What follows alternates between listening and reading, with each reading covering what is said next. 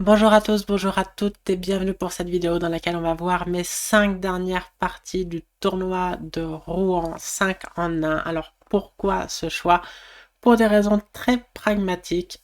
Nous sommes aujourd'hui le 9 janvier et ce soir je rentre à l'hôpital pour mon opération de féminisation du visage qui a lieu demain matin.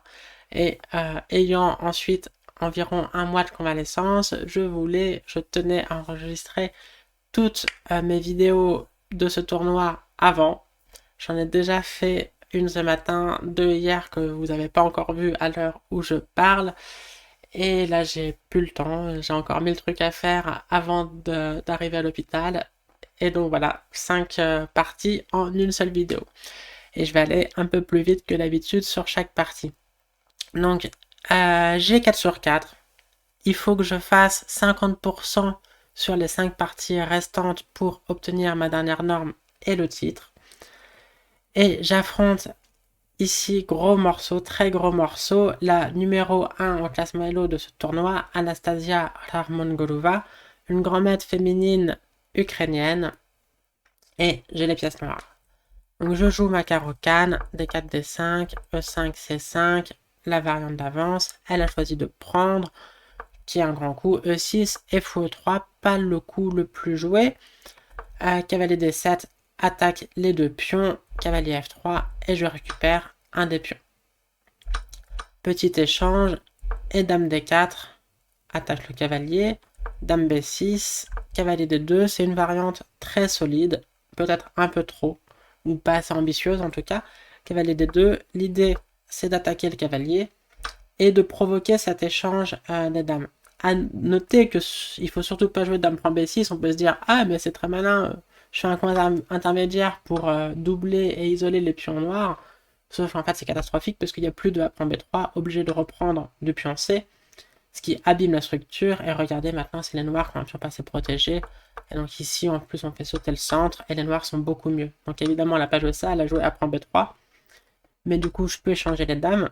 Et à première vue, ça a l'air pas mal pour les blancs. On se dit bon cavalier bloqueur, mauvais fou pour les noirs, bon fou pour les blancs, c'est un petit peu mieux. Mais ici, il faut pas avoir peur de jouer cavalier G6. Attaque le pion E5 qui peut pas être défendu par F4, le cavalier contrôlant. Le coup qui fait peur pour les noirs, c'est cavalier B5, mais ça serait mauvais, elle l'a pas joué. Ça fait peur parce que la menace c'est tour prend A7, et cavalier D6, et cavalier C7. Trois menaces en un coup, mais on joue simplement roi E7. Cavalier D6 ne fait plus échec, on peut prendre. Cavalier C7 ne fait plus échec, on peut bouger la tour et prendre ensuite. Et le cavalier peut même se retrouver très mal. Et sur cavalier prend A7, attention, cavalier C6, échec, gagnerait la tour. Mais on peut simplement jouer fou D7. Et maintenant, les tours sont connectées et protégées. Et le pion E5 est quand même perdu. Et le cavalier A7 est surtout hors jeu. Donc ici, elle a joué cavalier F3. Et là, j'ai beaucoup hésité à jouer F6 tout de suite. Je me suis dit, c'est peut-être un peu tôt. Le centre saute, c'est très bien. Si je peux jouer E5, c'est génial. Mais ici, je n'aimais pas trop C4. L'ordi dit que quand même, c'est les noirs qui sont du bon côté de l'égalité. Après prise, fou prend, roi E7, leur petit roc, tour D8. Et certes, il y a 3 îlots pour les noirs, 2 pour les blancs, mais ces pions quand même un peu plus faibles. Et il y a le facteur pion central, qui du coup contrôle les cases centrales, qui du coup donne un avantage aux noirs. Donc j'ai joué fou D7 un peu douteux, maintenant c'est les blancs qui sont du bon côté de l'égalité. Fou D3, A6, je voulais temporiser avant de jouer F6, qu'il va falloir faire quand même tôt ou tard. Hein. Il faudrait surtout pas finir avec mauvais fou contre très bon cavalier. Roi D2 pas mal plutôt que roquet, on va voir pourquoi. J'ai fini par faire F6. Elle échange donc le fou contre le cavalier pour rester avec bon cavalier contre mauvais fou, mais il y a un problème concret sur le pion E5. Donc ici, elle peut jouer H4. Et c'est la raison pour laquelle on préférait ne pas roquer et jouer roi D2. Comme ça, on peut servir de la tour pour défendre et soutenir le pion H4. Parce que sinon, les noirs ont une idée, c'est de jouer tour H5, de mettre la pression sur le pion, et potentiellement de jouer G5. Là, on peut. Les noirs ne peuvent surtout pas prendre, parce qu'il y aurait cavalier prend E5 et excellent cavalier contre mauvais fou. Mais les blancs ne veulent pas prendre tant que les noirs peuvent faire pion prend, parce qu'on se retrouverait justement dans le cas où on a un fort centre. Hein, si les blancs sont obligés de prendre et qu'ensuite les noirs reprennent et jouent E5, c'est excellent fou contre mauvais cavalier. Donc tout se joue là-dessus. Pour forcer les blancs à prendre, je voudrais jouer tour H5, mais du coup H4 c'est pas mal, parce qu'en plus sur tour H5, il y aurait G4. Et peut-être H5 et tout, et je me fais fixer ma mauvaise structure. Aussi le fait de jouer H4 avec les blancs, ça empêche G5. Des noirs qui pourraient ensuite jouer G4, fixer le pion H2, et gagner le pion E5 même si le cavalier saute. Donc H4 bien joué. Roi F7, vous allez voir pourquoi surtout pas Roi E7. On peut se poser la question, Roi F7, Roi E7, le roi au centre est bien placé et tout.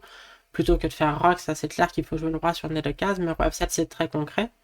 La raison c'est, après tour H1, je peux jouer D4 ici, libérer mon fou au prix d'un pion temporairement sacrifié. Et après cavalier prend D4, donc sur pion prend D4, on récupère le pion comme ça. Et là, sa structure blanche est en ruine. Donc elle a joué cavalier prend D4, je récupère le pion, prise, et donc toute la pointe d'avoir joué roi F7 et pas roi E7, c'est que tour prend E6 vient sans faire échec. Et donc, pour l'instant, les blancs ont un pion de plus, ils viennent de prendre un pion. Tour prend H4, récupérer le pion, mais c'est le coup un peu naïf, parce qu'il y a tour E1, suivi de tour E7 échec, et il y a des problèmes pratiques. On peut quand même jouer G5, il faut d'ailleurs, mais tour E7, c'est un peu désagréable. Et donc, on n'est pas pressé en fait de prendre le pion H4, il va pas s'envoler, il est faible pour tout le reste de la partie. Je vais d'abord tour AD8, j'étais contente de ce coup. Tour A1, tour D7, contente de ce coup aussi. Le pion, j'ai toujours un pion de moins, mais le pion H4 ne va toujours pas s'envoler, il n'y a plus de contre-jeu, et donc ici, j'ai proposé nul, c'est un tournoi où il y a interdiction de proposer nul avant le 20e coup, mais là on est au 23e coup, et donc je proposais nul, et mon adversaire a accepté. Le sud de la partie, ça aurait pu être tour E3, et là, toujours la même approche, avant de prendre le pion, qui est très faible, on va plutôt s'occuper de ce fou qui pourrait se retrouver hors jeu après tour H4, F3. J'aurais joué fou D5, menace un autre pion. Et du coup, on va prendre soit en B3, soit en H4, avec une bonne position. Donc c'est juste égal. Hein. Là, l'ordi, comme d'habitude, mais égal 0, 0, 0. Donc voilà, ayant plutôt bien joué de part et d'autre, la proposition me paraissait honnête et ça a été accepté. Ça, c'était la ronde 5 de l'après-midi. Ronde 6 le matin, j'ai encore les noirs face à Sylvia Alexieva, maître internationale, que je connais très bien, que j'aime beaucoup. On a joué 4 parties avant celle-ci. Elle a gagné les 2 premières, j'ai gagné les 2 suivantes. Donc, à son top, elle était bien plus forte que moi. Elle était maître internationale mixte. Et moi, au moment de la partie, je ne suis pas encore maître internationale féminine. Mais bon, bah, elle est plutôt jeune et du coup, nos niveaux se sont équilibrés. Elle choisit la solide variante d'échange sur la slave, mais on peut jouer tout à fait pour le gain, mais du coup, si on joue pour le gain à fond, a priori, c'est pas en jouant fou des 3. Moi, j'étais pas mécontente de faire match nul aussi face à une joueuse toujours très dangereuse, et donc c'est aussi pour ça que sur cette position, j'ai joué non pas fou E7, le coup le plus ambitieux. Si vous voulez jouer pour le gain à fond face à un adversaire qui joue la slave d'échange, il suffit de garder des déséquilibres. Là, par exemple, vous gardez le déséquilibre bon fou, même si pas encore hyper actif, contre mauvais fou, même si développé.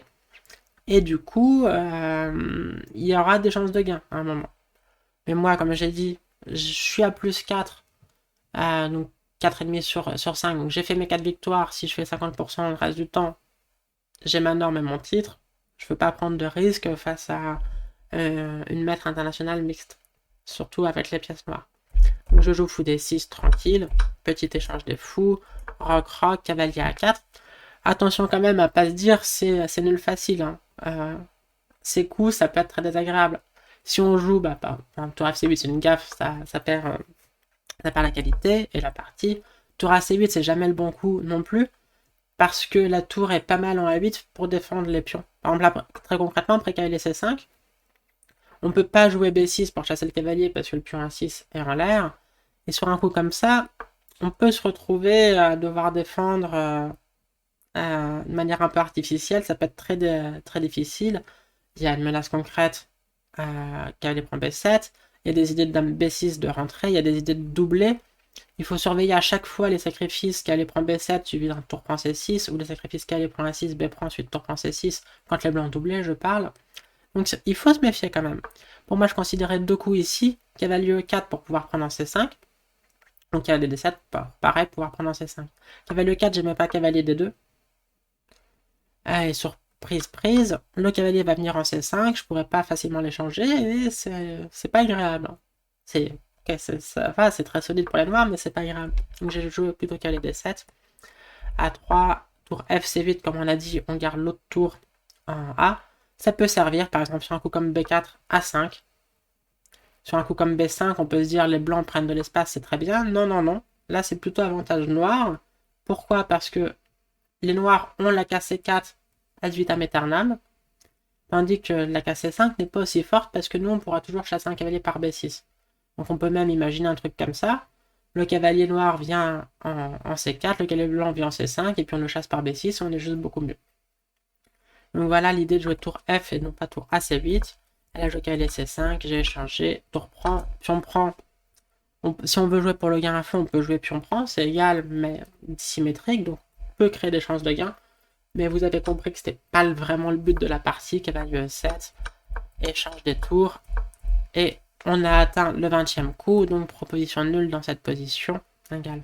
Donc vous voyez aussi quand on voit des parties de joueurs ou de joueurs citrés, certains niveaux où ça fait nul, boring, rapide et tout, c'est quand même des parties où on réfléchit beaucoup et c'est des parties évidemment qui se jouent sur la réputation du joueur ou de la joueuse. Hein. Si je ne connaissais pas Sylvia, je n'aurais jamais joué aussi platement. Et si je n'avais pas gagné mes deux dernières parties face à Sylvia, elle n'aurait pas joué pour la nulle avec les blancs. Donc et puis c'est quand même des parties qui demandent réflexion pour trouver. Il faut jouer 20 bons coups pour faire nul. Hein. Mais voilà. Il y a quand même de l'intérêt. Ronde 7 maintenant. Là, j'affronte une joueuse maître international féminin. Elle est classée 21-50. J'ai les pièces blanches. Donc là, il me reste plus que, entre guillemets, 3 joueuses à environ 21-50 de moyenne. Il faut que je fasse un ennemi sur 3. Et je me dis, celle-là, je vais quand même tenter de jouer pour le gain. Vu que j'ai les blancs. Et comme ça, si je perds, je peux quand même faire un ennemi sur 2. C'est pas impossible. Donc là, évidemment, après, je m'envoie pas en l'air. Enfin, je pars pas pour m'envoyer en l'air. En tout cas, c'était pas ce qui était prévu. Elle me choisit cette variante à la mode contre le début de Londres à base de F6, G6 et c'est prendre les 4 ici. J'ai déjà commenté ma partie contre Mitra Jazipour au championnat de France. J'avais fait nul, c'était la première partie du match. Elle m'avait battu dans la deuxième. Ici, d'habitude, dans le début de Londres, on fait prendre les 4, mais là, surtout pas là, parce que le cavalier vient en F4. Donc il faut faire ses points. Et on a cette structure, justement, de slab d'échange, avec quand même des pions noirs qui ont fait un truc peu académique. Donc je suis pas mécontente non plus. Alors, j'avais pas révisé. Elle, oui, mais bon, je n'étais pas mécontente non plus de jouer ça. Cavalier B3, pas fan de ce coup a posteriori. Bon, l'ordi dit tout est égal, mais le cavalier peut se retrouver mal placé ici. Ici, l'ordi conseille G4. Un coup que je connais typique de la position, mais bon, j'étais un peu réticente, même si vous allez voir, spoiler, je vais le faire. Spoiler double, je vais le regretter. Ici, je préfère tour E1 ou A3 maintenant. Je jouerai un des deux coups là, je pense. Mais bon, bref, cavalier B3, B6, je vais passer assez vite parce que la partie est très longue. Il y a des échanges. Et là, je suis de mon élément. Je joue G4, qui est un très bon coup ici. C'est le coup de l'ordinateur. Mais c'est G4. Donc c'est durablement affaiblissant. Alors pourquoi c'est un très bon coup? Parce que ça force cavalier G7. Et les pièces noires sont vraiment hors jeu. Elles venaient de jouer cavalier E7 deux coups avant. Je prends la case F5 aux deux cavaliers. Je prends la case H5 également à celui-là. Et les pièces noires sont un peu entassées sans contre-jeu. Mais ici, je vais gaffer tout de suite en jouant fou B5. Alors une gaffe, vous voyez, l'évaluation n'a pas de jump non plus.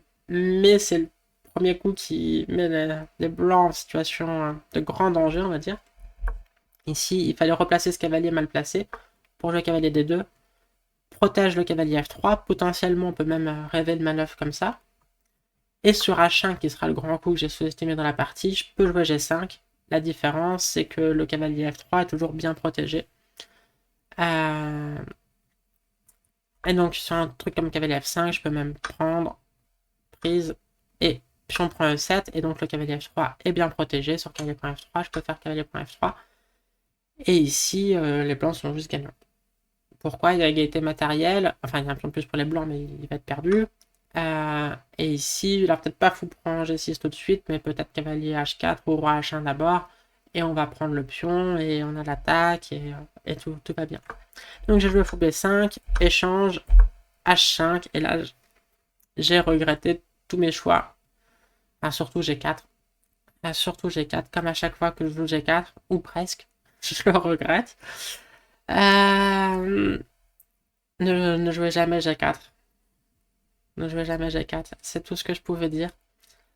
Et donc, j'ai joué G5, c'est le seul bon coup. Cavalier Gf5, et ici je vais gaffer dans cette position qui est encore égale après l'ordinateur, mais très difficile. Il fallait prendre en F6, prise en H4, prise en H4, laisser faire fou prend H2 échec comme si de rien n'était. Je roi G2 maintenant, prise en F6, cavalier D2 maintenant.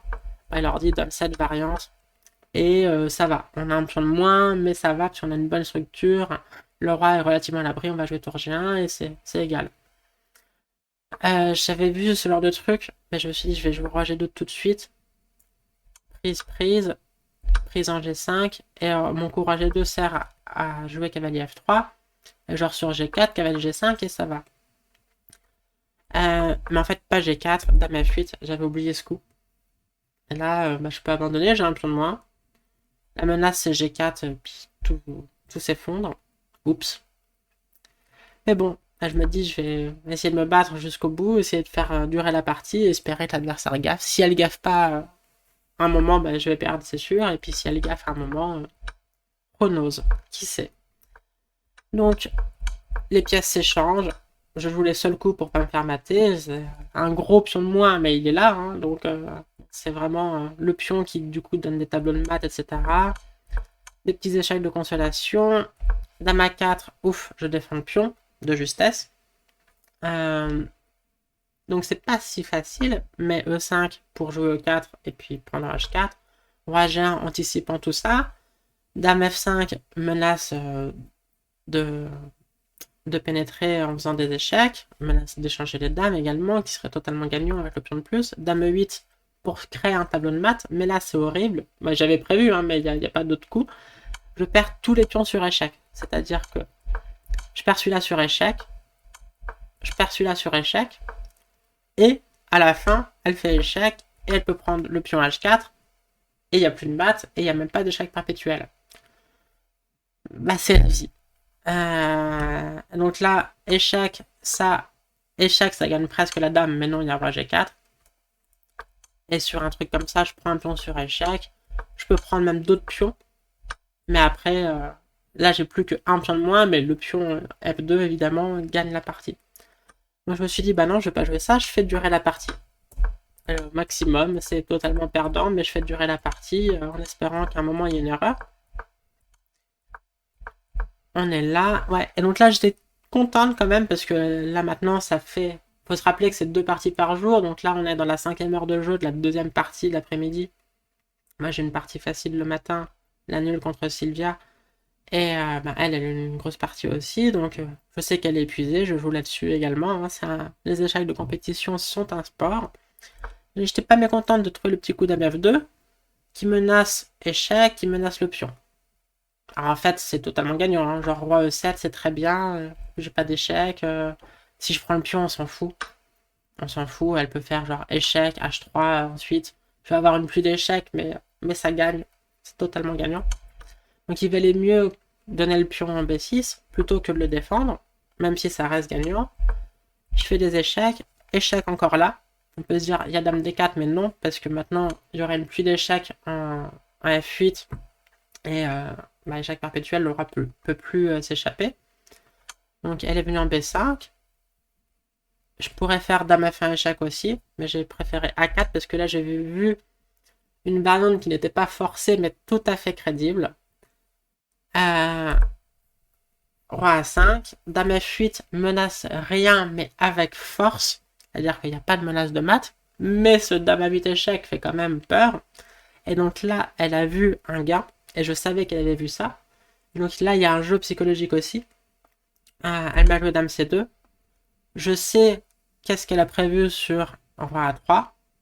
D'ailleurs, vous pouvez vous poser la question, que joue la noire sur roi A3? Et je sais qu'elle pense que si je joue roi A3, elle joue son coup et j'abandonne. Et donc je le joue très rapidement comme si j'avais pas vu du tout son coup. Je joue roi A3 à tempo. Elle joue dame C5 échec à tempo, croyant forcer l'échange des dames, qui évidemment équivaut à l'abandon pour les blancs, sauf que j'échange pas les dames. Qu'est-ce que j'ai joué ici? À son échec, j'ai répondu contre-échec. Et au lieu que ce soit moi qui abandonne, c'est elle qui a abandonné. Donc c'est pas glorieux du tout. Beaucoup de chance et de réussite dans cette partie. C'est vraiment dû aussi à l'épuisement de mon adversaire qui en était peut-être à sa 8 ou 9e heure de jeu dans la journée. Mais ça fait partie du jeu d'échecs. Donc elle méritait amplement la victoire. Elle m'avait plus que dominé pendant 64 coups.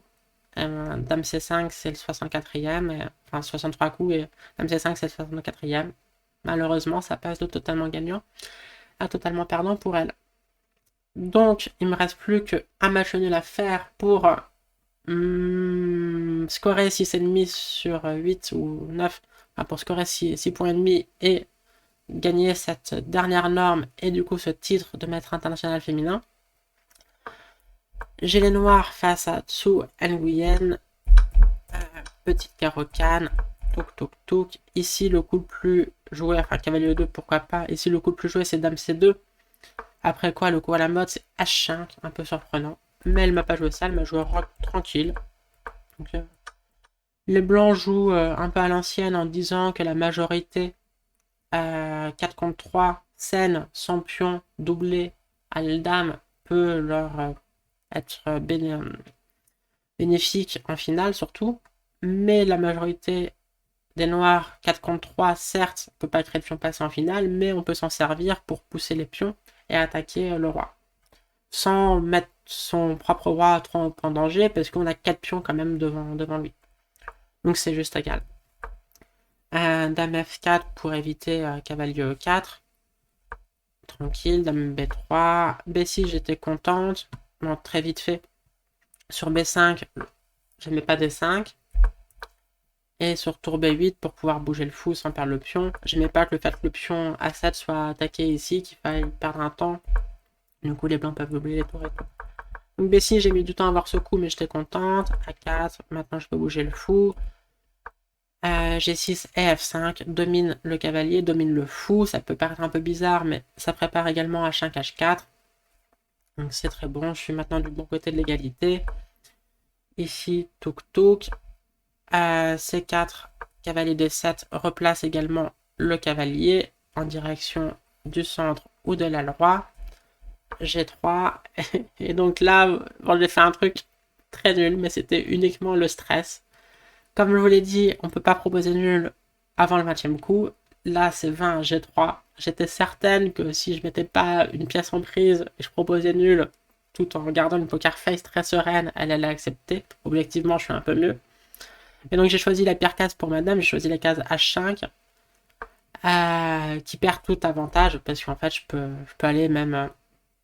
enfin, n'importe où. En H3, je peux aller en H6, pour pouvoir se replacer, je peux aller en F6, tout ça c'était des coups qui donnaient l'avantage, mais en H5, c'est un peu con parce que ça donne roi G2, et il n'y a pas trop de bonnes cases, mais donc j'ai joué dame H5, propose nul, et elle a accepté, bon, ok, j'ai perdu mon avantage en un coup un peu idiot, mais j'étais à peu près certaine qu'elle allait accepter, donc un match nul qui compte comme une victoire, vu que enfin j'ai ma dernière norme, et donc ce titre de maître international féminin, et la dernière ronde, j'ai les pièces blanches face à Suchikova Svetlana, une joueuse serbe.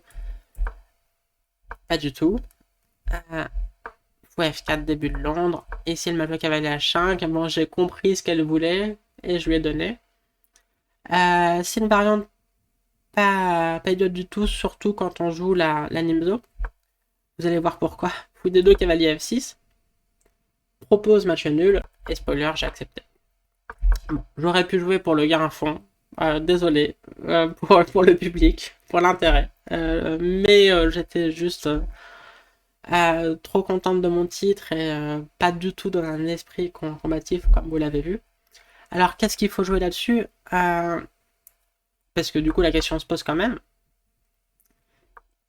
Quand le fou en D2 cavalier F6, on peut se dire, mais attends, on peut jouer C4 par exemple, et on a un temps de plus. Sur les variantes, d'habitude le fou en C1, mais le fou en D2, c'est pas forcément une bonne nouvelle.